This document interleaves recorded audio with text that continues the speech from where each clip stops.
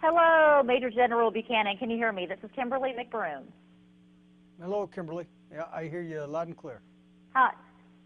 Oh, excellent. I hear you too. Are you doing okay? Yep, doing great. Good deal. And as soon as we're ready to go, let me know.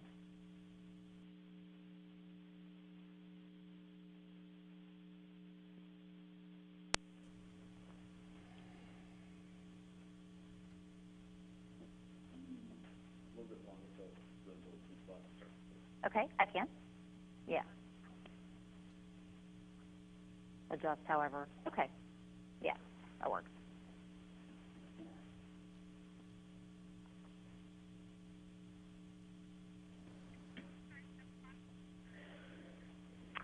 How about we just start in double boxes, because we'll read like a little intro line, and then depending on how we take it out to this, I'll probably be at the desk, I think.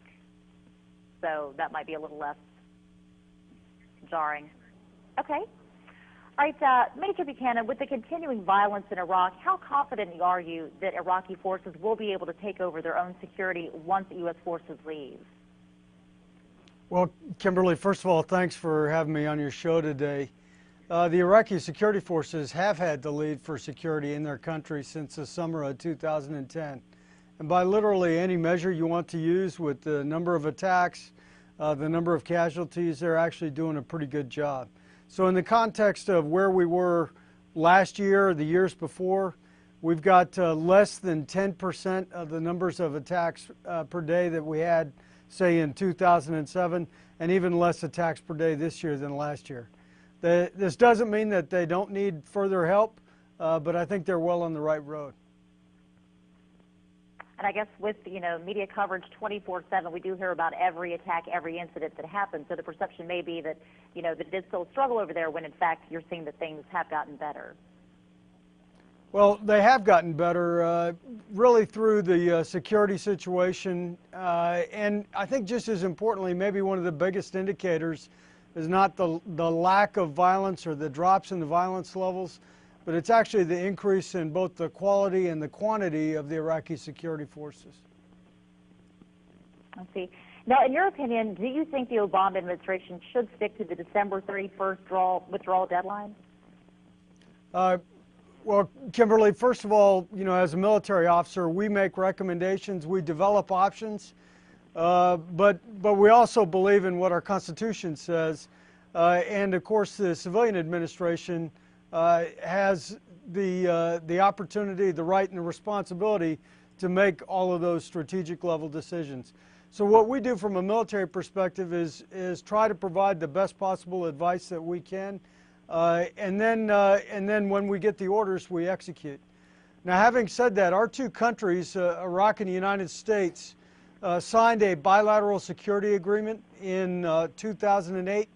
We've lived up to every single part of this security agreement, every single commitment, and we're committed to living up to the last part as well, which includes that we transition fully to a civilian authority by the end of the year. And how did troops feel about the pullout?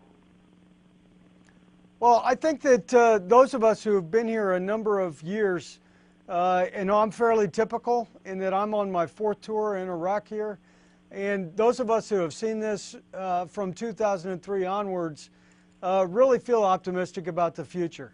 I think we have accomplished a great deal over the years. We've really helped the economy. We've helped the development of democracy, maybe even most importantly, the development of the Iraqi security forces.